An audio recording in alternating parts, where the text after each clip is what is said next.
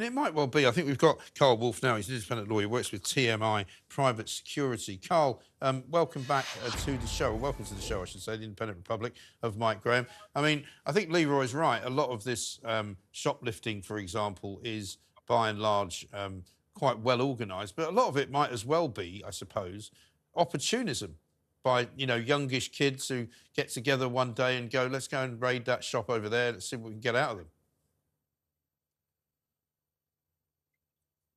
I mean, we are seeing across the board all types of shoplifters, from organised adult gangs who are going in with distraction techniques, distracting shop assistants whilst their accomplices clear racks and shelves, all the way down, as you said, to groups of kids on half term who go in and either steal one item or in some cases are stealing huge amounts of items.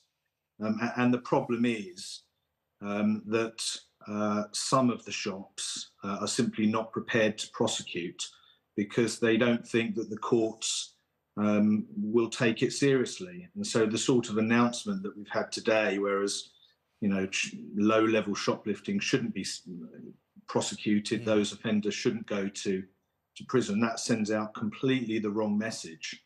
The company that I do a lot of work for, TMI, they're there because the shops are fed up with the police simply not turning up or can't turn up because they don't have the resources.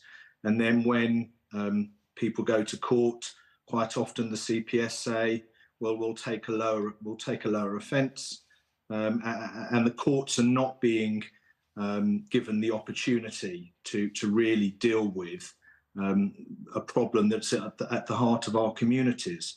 The whole purpose of magistrates' courts is that it's supposed to be local justice by local people. Right. And when you have somebody who says, let's across the board, you know, take a view that low-level shoplifting shouldn't be prosecuted or people shouldn't go to prison, entirely the wrong message. Yeah, indeed. And I'm finding that when we get the cases into court, magistrates are horrified that the police don't turn up, horrified, but also in some cases grateful that we're taking private prosecutions. I'm a specialist private prosecutor.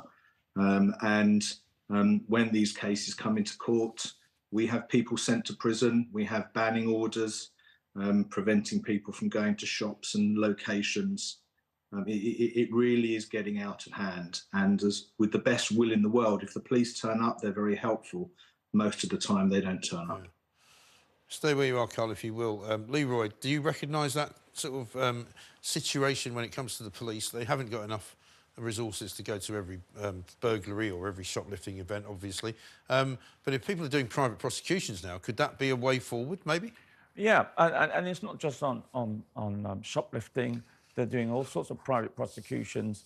I don't like to add, but the whole post office scandal was on private prosecutions. Yeah. So, you know, sometimes it is a force for good, but you've got to have the internal checks and balances to ensure you don't go into a disproportionate type of action. But yeah, people are thinking, well, we have to go to the courts.